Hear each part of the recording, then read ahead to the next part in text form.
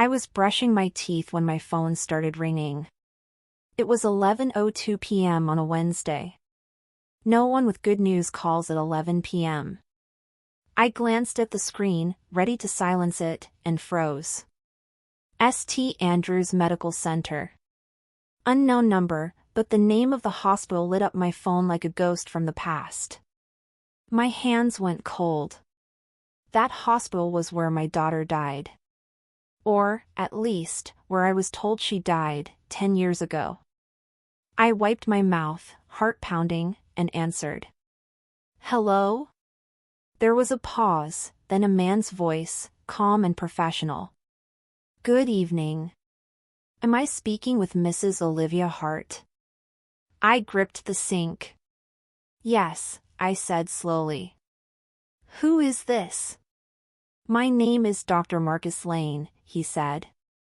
I'm calling from St. Andrews Medical Center. I'm so sorry to disturb you this late, but this is urgent. All the air left my lungs. My mind instantly went back to that place, that night, that loss. 10 years ago, I walked out of that hospital with empty arms. 10 years ago, I watched a tiny white coffin lower into the ground. 10 years ago, part of me was buried with my daughter, Emma. So why was the hospital calling me now? What is this about? I whispered, my voice already trembling. Is this some kind of mistake? On the other end, Dr. Lane sighed. I need to talk to you about a case that happened in this hospital 10 years ago, he said carefully. It involves your daughter, Emma Hart. I felt dizzy. My daughter is dead, I snapped automatically. She died 10 years ago. I don't know what records you're looking at, but... Mrs. Hart, he cut in gently, I need you to listen to me. I know how this sounds. But I need you to come to the hospital tomorrow. There have been developments. Developments? I echoed, my voice sharp. You're 10 years too late for developments. He hesitated. I understand how upsetting this is, he said. But I can't explain everything over the phone. Please. Come to St. Andrews tomorrow at 10 a.m. Ask for me at the front desk. I promise, I would not be calling unless this was extremely important. I should have hung up. I should have screamed at him for reopening a wound that had never fully healed. Instead, I heard myself say, I'll be there. 10 years earlier. My daughter Emma was born on a rainy night in late March. She was small, fragile, and a few weeks premature, but she came out fighting, tiny hands curled into fists, crying like she had something to prove. Feisty little thing, one of the nurses said, smiling as she wrapped her in a pink blanket. I was exhausted but euphoric. My husband, Mark, stood at my side, grinning like he'd won the lottery. We named her Emma Grace Hart. For 2 days, everything was perfect. On the third night, Emma began to struggle with her breathing. They told us it was probably just a minor complication, nothing unusual for a preemie. Then things moved fast. Machines. Alarms. Whispered conversations between doctors and nurses in the hallway. They moved Emma to the NICU. I was wheeled to see her tiny body surrounded by wires and tubes, chest rising and falling in shallow, erratic breaths. I held her tiny hand through the plastic and whispered. Fight, baby. Mama's right here. 3 hours later, a doctor came into my room, his face solemn. I'm so sorry, he said. Your daughter went into cardiac arrest. We did everything we could. The rest of his words blurred. Dead. Gone. I'm sorry. Sometimes these things happen. Complications. Fragile lungs. We'll give you time. They never let me see her again, not up close, not in my arms. They said her condition at the end wasn't something they recommended for a mother to witness. I was broken and numb. I signed papers I didn't read. Mark handled most of the calls, the arrangements, the funeral. I remember standing at the graveside, watching that tiny coffin being lowered into the earth, my fingers cold despite the spring breeze. "Goodbye, Emma," I whispered. "I'm so sorry I couldn't protect you." Mark squeezed my shoulder. "We'll get through this," he said. We didn't. Grief has a way of rotting the foundations of a marriage. Within 3 years, Mark and I were divorced. He said I was stuck in the past. I said he moved on too fast, laughed too soon. He moved to another state. I stayed in our city, clinging to the only place where Emma's short existence had been real. I kept the little hospital bracelet with her name on it in my nightstand. Some nights, I'd hold it and cry until I couldn't breathe. I tried therapy. I tried work. I tried pretending to be okay. 10 years passed. And then the hospital called. The next morning, I drove to St. Andrews with a knot in my stomach. The automatic doors whooshed open, and the familiar smell of antiseptic and coffee hit me like a punch to the chest. I'd avoided this place for a decade. Now every step felt like walking back into a nightmare. At the front desk, the receptionist smiled mechanically. "Can I help you?" "I'm here to see Dr. Marcus Lane," I said. He called me last night."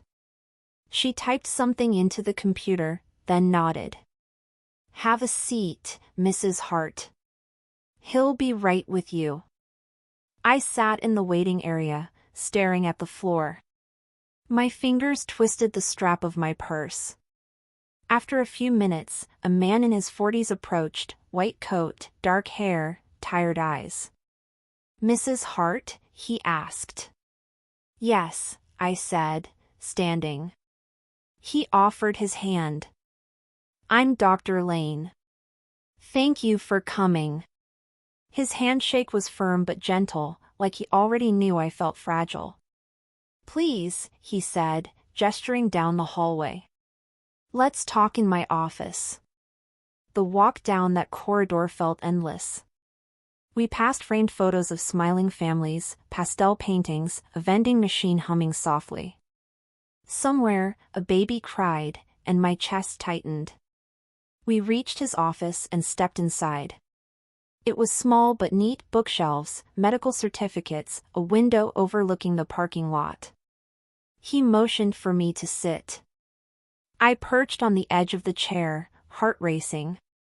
"Dr. Lane," I said, my voice tight, "please just tell me why I'm here." He studied me for a moment, then nodded.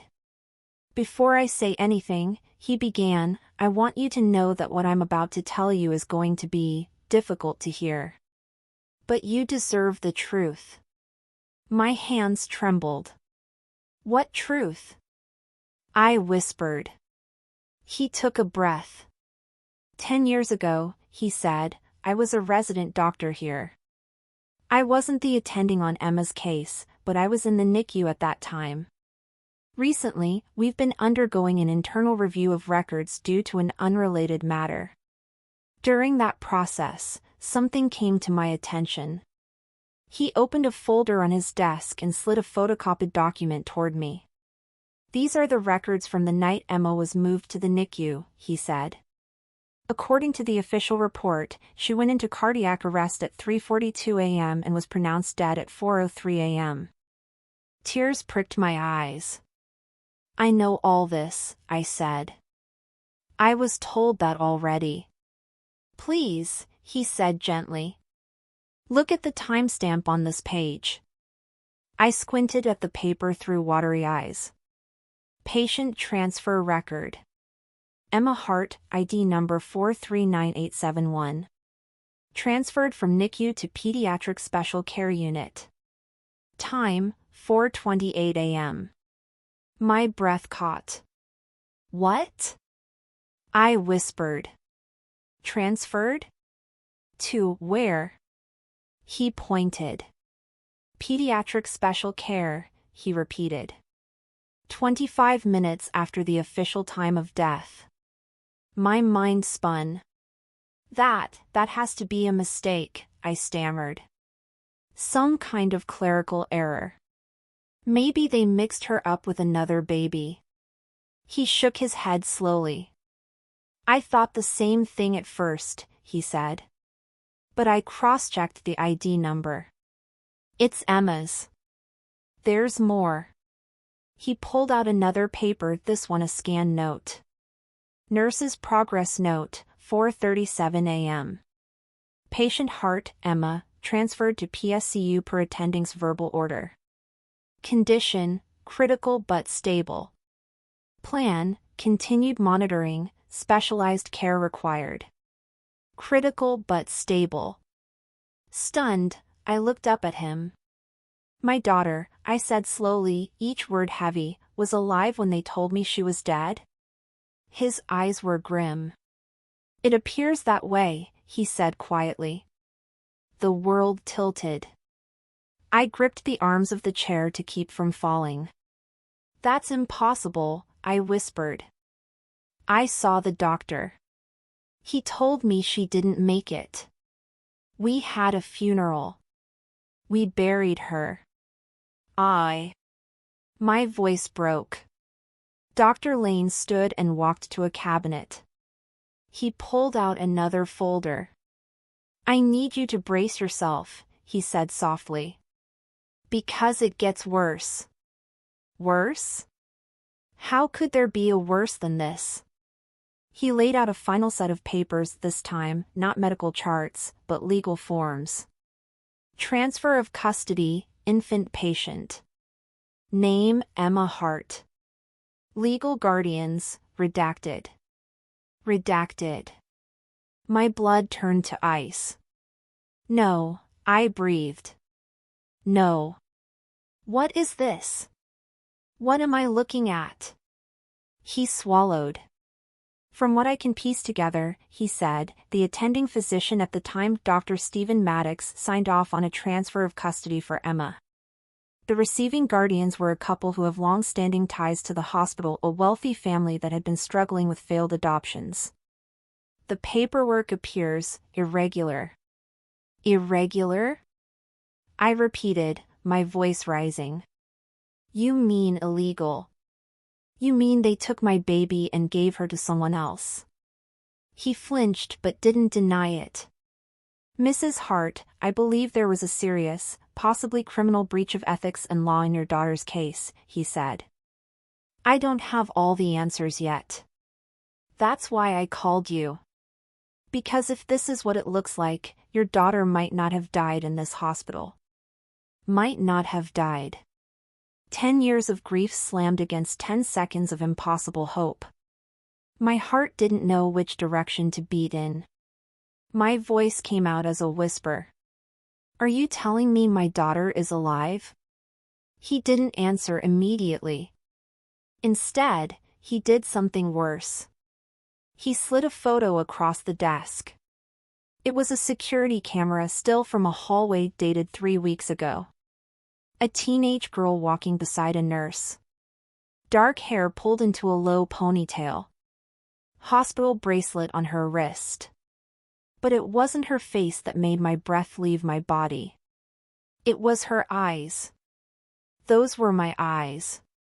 Mrs. Hart, Dr. Lane said quietly, this girl was admitted under the name Emily Ross. She's 15. She was brought in for a minor surgery. During the review, I noticed her birth date and her old NICU file. The numbers matched. When I saw her in person, I saw your face. My hand flew to my mouth. She's been coming here for checkups for years, he continued. Under a different name. Different parents. But the records? The early ones? They lead back to Emma Hart. My knees went weak. I had to grip the desk to steady myself. I need to see her, I croaked. Right now. Please. He shook his head sadly. She was discharged last week, he said. That's why I called you now. Before she disappeared back into whatever life they built from this. I stared at his face, searching for any sign this was some cruel prank, some twisted mistake. Instead, I saw genuine remorse. Genuine fear. Genuine urgency. What do you want from me? I asked hoarsely. I want you to know the truth, he said. And I want your permission to help expose what happened. I can't do this alone. The hospital will bury it. They always do. But a mother whose child was stolen? That's a different story. Anger surged through my shock like a second heartbeat. The grief that had sat in my chest for 10 years twisted into something new. Hot. Sharp. Righteous. This wasn't an accident, I said through clenched teeth. They stole my baby. They lied. They killed the life I should have had. They watched me bury an empty coffin. Dr. Lane nodded. I believe so, he said. Maddox retired 8 years ago. He's living comfortably in a gated community. The family who took Emily, is influential. This will not be easy. I met his gaze. I don't care how hard it is, I said quietly. They took my child. They don't get to walk away from that. For the first time, a flicker of respect lit his eyes. Then we're on the same side, he said. A mother's revenge. Revenge doesn't always look like fire and screaming. Sometimes, it looks like quiet, relentless truth. The first thing I did was call Mark. I hadn't spoken to my ex-husband in months, maybe a year. Our conversations always circled around the same ache until we hung up more miserable than before. This time was different. He answered on the third ring. Olivia, he said, wary. Is everything okay? I took a shaky breath. No, I said. But it might be someday. Are you sitting down? I told him everything. At first, he thought I was having some kind of breakdown. Liv, this sounds crazy, he said. You know grief can. Mark, listen to me, I snapped. They have records. Transfer notes. Custody papers. A girl with our daughter's birth date and my face walking these halls under a different name. You think I want to believe this? I spent 10 years learning how to live with her death. But if she's out there, I have to know. Silence. Then, softly. Send me everything, he said. I emailed him the scanned copies Dr. Lane had given me. 10 minutes later, my phone rang again. His voice was shaky. They stole our baby, he whispered. Oh my God, Liv. They actually. I closed my eyes. I know, I said. I'm coming to town, he said. Tonight. I don't care if I have to sleep in the car. Building the case. Over the next few weeks, Dr. Lane became our reluctant ally. He couldn't officially represent us, he was part of the hospital system. But he guided us. We hired a medical malpractice attorney named Rachel King, a woman in her late 30s with sharp eyes and absolutely no patience for institutional corruption. The good news, Rachel said, flipping through the documents in her glass-walled office, is that this is so insane it can't be brushed off as a misunderstanding. The bad news is, hospitals and wealthy families have very good lawyers. I don't care how good their lawyers are, I said. I want my child. And I want everyone who did this to us exposed. Rachel nodded slowly. We start with records, she said. Everything. Birth logs, NICU files, transfer orders, adoption papers if they exist. We file for court orders to access sealed documentation. And we start looking into this Dr. Maddox and the Ross family. If there was a baby laundering scheme, she exhaled. Let's just say this could go much deeper than your case alone. Baby laundering. I felt sick. How long will this take? Mark asked.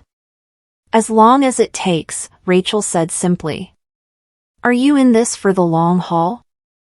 I looked at my ex-husband, this man I'd once loved, once hated, now strangely felt bonded to again through shared rage. He met my eyes and nodded.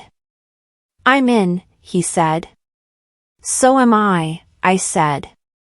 Rachel smiled grimly. Then let's go to war. Finding Emma. Weeks turned into months. Courts, paperwork, hearings, more paperwork. The hospital stonewalled at first. Too dangerous to admit anything. Too risky. But Dr. Lane, from the inside, leaked us what he could. We learned that the Ross family, Jonathan and Claire Ross, had donated millions to St. Andrews over the years. New wing donations. Equipment funds. Scholarships. They'd also endured multiple failed IVF attempts and adoptions. Then, 10 years ago, they miraculously welcomed a baby girl into their lives. Emily. On paper, she was listed as adopted from a private agency. The agency's records were vague, borderline non-existent. The dots weren't just connecting, they were blinking in neon. Finally, after months of legal wrangling, a judge ordered a DNA test. We didn't get to see Emily or Emma yet. But the hospital was compelled to obtain a sample during a routine visit and compare it to ours. The day we got the results, we sat in Rachel's office. Her hands shook slightly as she opened the envelope. She didn't drag it out. She looked up at us, eyes shining. It's a 99.999% match, she said. She's your daughter. The room spun. My ears rang. Mark bent forward, elbows on his knees, hands over his face. I just started to sob. It wasn't pretty. It wasn't cinematic. It was raw, ugly crying, the kind that comes from a place so deep you didn't even know it existed. Part of me had always wanted to believe that, someday, I'd see my daughter again in heaven, maybe. In another life. I never imagined I'd be told she'd been living 20 minutes away, going to school, laughing with friends, growing up in someone else's house. Growing up calling someone else mom. The confrontation. When the Ross family was formally served with court papers, they did what wealthy, guilty people often do. They denied everything. Their lawyer claimed they were loving adoptive parents who had no idea about any irregularities in Emma's transfer. We thought we were going through a legitimate agency, Claire Ross said to the cameras outside the courthouse, crocodile tears shimmering. We love our daughter. She is our whole world. We would never knowingly take someone else's child. I watched that clip on my laptop, jaw clenched. She's lying, I said. Maybe she's lying to herself too, Mark muttered. Either way, she's not giving up without a fight. The judge ordered mediation sessions. For the first time in 10 years, I was going to see my daughter. I barely slept the night before. The mediation room was bland, beige walls, long table, a pitcher of water, and cheap chairs. Mark and I sat on one side, Rachel beside us. Across the table, Jonathan and Claire Ross waited with their own lawyers. But I barely saw them. Because next to Claire sat a girl. Long dark hair. Clear brown eyes. 15. Nervous. Confused. Emma. Emily. My baby who wasn't a baby anymore. She looked between us and her parents, trying to piece together what this circus was about. The mediator cleared his throat. "Thank you all for being here," he said gently. "I know this is extremely emotional for everyone involved. Our goal today is to discuss the situation in a way that prioritizes the well-being of the child." The child. My heart thudded. Before we begin, the mediator continued, "I'd like everyone to introduce themselves, so Emily understands who is who." Emily. The name hit me like a fresh bruise, and yet, it suited her. It was the only name she'd ever known. Claire smiled tightly. "I'm Claire Ross," she said. "Emily's mother." I flinched at the word. Jonathan spoke next. "I'm Jonathan Ross. Emily's father." The mediator nodded and turned to us. Rachel spoke calmly. "This is Olivia Hart and Mark Hart," she said. "They are Emily's biological parents." Emily's eyes widened. She looked at us then, truly looked. "What?" she whispered. What is going on?" Claire reached for her hand. "Sweetheart, we talked about this," she said. "They're the people you came from, but we're your real parents. We've raised you. We love you." I felt something inside me crack.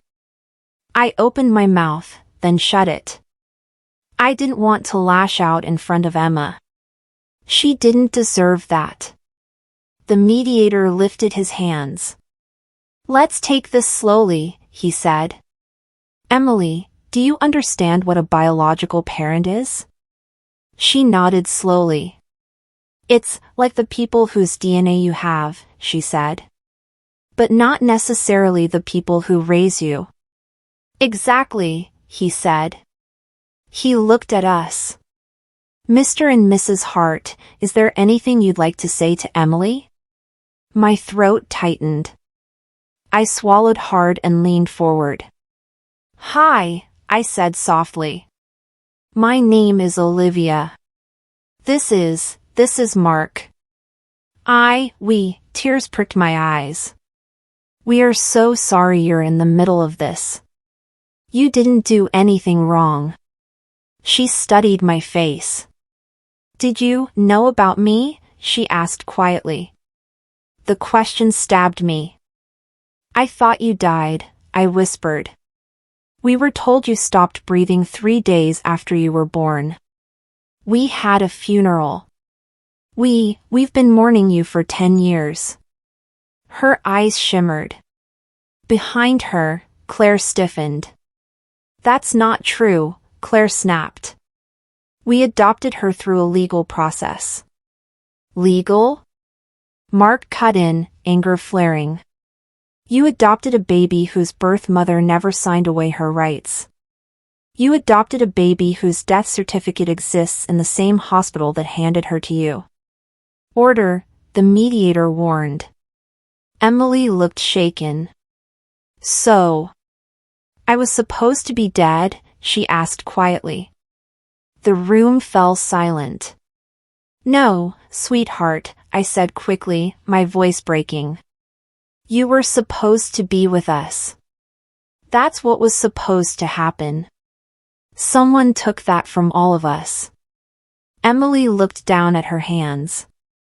"I need a minute," she whispered. The mediator nodded. "Let's take a short break." They stepped outside, leaving us with our emotions. I wanted to scream. To grab Claire and demand how she'd never wondered why there was so little paperwork. To ask Jonathan how he justified donating millions to the same hospital that had pulled off this theft. But revenge, I reminded myself, isn't just chaos. Real revenge is justice. Not just for me, but for Emma. The legal battle went public. Rachel filed a lawsuit not just against the hospital, but also against Dr. Maddox and the Ross family. The media ate it up. Mother claims hospital stole baby 10 years ago.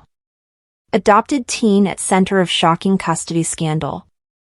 Wealthy donors accused of involvement in illegal infant transfer. Whistleblowers started to come out of the woodwork. Old nurses, retired staff, former administrative assistants. People who'd seen things, suspected things, but stayed quiet to keep their jobs. My shift leader used to joke that Maddox could make babies appear for the right people, one ex-nurse wrote in an anonymous email. I thought he meant helping with IVF. I left when I realized things weren't adding up. A former billing clerk turned over files that showed strange charity write-offs on certain birth cases around the time Emma was born. Investigators began to suspect a pattern. Our case was no longer just about one child. It was about a system. And the more the truth came out, the more pressure fell on St. Andrews. They tried to settle quietly: money, an apology, some vague promise to review procedures. Rachel asked to step out with us when the offer first came. "This is a big number," she said in the hallway. "You could take this, secure financial stability, and still pursue some form of contact with Emily through the courts." I looked at Mark. "Money doesn't put 10 years back," I said. "Money doesn't give her the childhood she lost. It doesn't give us the first word, first step, first birthday. It doesn't stop them from doing this again, in secret, to someone who doesn't have a stubborn lawyer and a Dr. Lane." Mark nodded slowly. "I want Emma," he said quietly. "I want our daughter. I want the truth on record. I don't want them to just write a check and go back to their golf course." Rachel smiled grimly. "I hoped you'd say that," she said. "Let's go back in and tell them where they can shove their settlement. Legally, things are never as clean as they are in movies." Emma was 15. Old enough for her wishes to matter. The judge listened to hours of evidence. Hospital records. DNA. Testimonies from staff. Emotional statements from both families. Finally, he called Emily to the stand. "Emily," he said gently, "you are in a very unique position. The law recognizes both the rights of your biological parents and the bond you've formed with the Ross family. I will weigh all of that in my decision. But I need to hear from you. How do you feel? What do you want?" She looked small up there. She twisted the hem of her sweater. She glanced at Jonathan and Claire, then at us. "I love my parents. The Rosses. They've always been there. They took care of me when I was sick. They helped me with my homework. They watched my dance recitals." Claire smiled through tears. "But," Emily continued, voice shaking, I can't stop thinking about the fact that I was supposed to be with them." She nodded toward us. "With the Hearts. And they were told I was dead. They had a funeral. I saw pictures of my own grave." Her voice cracked. "That's messed up," she whispered. "I feel like my whole life started with a lie. I hate that. I hate that someone decided where I would live like I was property." No one spoke. "I don't want anybody to go to jail," she said, eyes welling. "But I don't want this buried. What happened to me isn't okay." She looked at me then. "But I also don't know you," she said. "I've seen your face on the news more than in real life. That's not your fault. But it's scary. Everyone expects me to just be your daughter now. Like changing a last name changes memories. It doesn't. I'm confused." Tears blurred my vision. "I understand," I whispered. She took a deep breath. I want time, she said. I want the truth. I want this all public so they can't do it to somebody else. I want Dr. Maddox held accountable for what he did. I want the hospital to pay. But as for where I live, she swallowed. Can I choose a way where I don't lose anyone? The judge nodded slowly. That is a very mature answer, he said. Thank you, Emily. The verdict. The judge's ruling came 3 weeks later. He declared the original transfer of custody illegal and void. He stated that Mark and I were Emma's rightful parents and that our rights had been violated in a manner that was unprecedented in its cruelty and deception. He ordered the hospital to pay massive damages. He referred Dr. Maddox and several administrators for criminal investigation. He recommended that the Ross family be investigated for willful participation, but acknowledged their claim of ignorance would be hard to disprove beyond a reasonable doubt. And for Emily?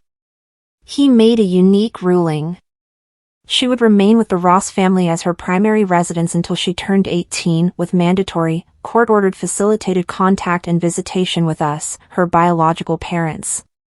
We cannot erase 10 years, he said.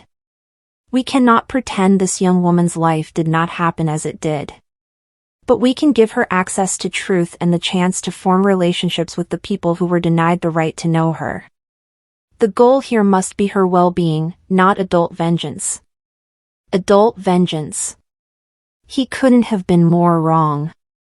My revenge wasn't about destroying lives. It was about exposing the truth. Emma's truth. The real ending. So no, I didn't walk out of that courtroom with my daughter in my arms, ready to start over. I walked out with something messier. Hope. Responsibility. A second chance none of us asked for. The first time Emma came to my house after the ruling, she stood in the doorway, looking around. This is nice, she said awkwardly. It's just a 2-bedroom, I said. But I baked cookies? She smiled a little. Classic mom move, she teased softly. We sat at the table. She asked to see pictures. Not of me. Of her. The funeral. The empty nursery. The little pink blanket I never got to wrap around her at home. I don't remember any of it, she whispered. But it still feels like it belongs to me. It does, I said. And so does whatever comes next. We started slowly. Coffee dates. Walks in the park. Text messages. Mark flew in once a month. At first, it was awkward. But slowly, she started calling him Mark instead of Mr. Hart. One day, she called him Dad by accident. He cried in his rental car afterward. As for the hospital, St. Andrews tried to spin it. They fired a few people, settled with some families, and donated to charities. But their reputation never fully recovered. Dr. Maddox was charged with multiple counts of fraud, kidnapping, and conspiracy. He died awaiting trial. Some said it was karma. I just knew justice didn't always look the way we wanted. The Rosses? They lost their sainthood image. Their charity events were no longer glamorous but haunted. Claire tried to cling harder to Emily. But Emily wasn't a little girl anymore. She was a teenager with a sharp mind. You may not have known everything, Emily told her one day, according to what she later shared with me, but you wanted me so badly you didn't ask enough questions. That's on you. She didn't stop loving them. But she stopped seeing them as perfect. Lessons to the world. If you're hearing my story, you might be expecting a simple revenge ending. I took my daughter back and made them all pay kind. Life isn't simple. My revenge didn't come in one explosive moment. It came in 1,000 small choices. Answering the phone at 11 p.m. when my past called. Believing my pain even when the truth sounded impossible. Choosing justice over a quiet paycheck. Sitting across from the people who raised my daughter and not letting hate turn me into what they feared I was. Fighting an entire system that counted on poor, grieving parents blindly trusting authority. My daughter was buried 10 years ago. Not her body, her story. They wrote a death certificate not just for her life with us, but for our right to be her family. I dug that story up. I dragged it into the light. I forced every person who benefited from it to look. If you want a clean form of revenge, here it is. St. Andrews will never be able to say it was just a mistake. Every time a mother walks into that hospital now, staff are terrified of being accused of another heart case. Protocols are tighter. Paper trails thicker. Lawyers watch like hawks. They fear another Olivia Hart. Good. They should. As for Emma, she's 17 now. She comes over every Sunday for dinner. Last week, she brought a photo of her as a little girl in a pink dress, holding Claire's hand and laughing. I want you to have this too, she said, placing it on my fridge. It's part of my life. I stared at the picture. Are you sure? I asked. She nodded. You missed everything that came before, she said softly. You deserve to see who I've been. Not just who I am now. I hugged her, tears in my eyes. I love you, I whispered. I love you too, she said. Not because of DNA. Not because of court orders. Because we earned it. Slowly. Painfully. Honestly. That's the real revenge. The people who stole my baby did everything they could to erase me from her life. 10 years later, they had to watch as she walked back to me on her own terms. They thought they could bury the truth. Instead, the truth buried them. And brought my daughter back from the dead.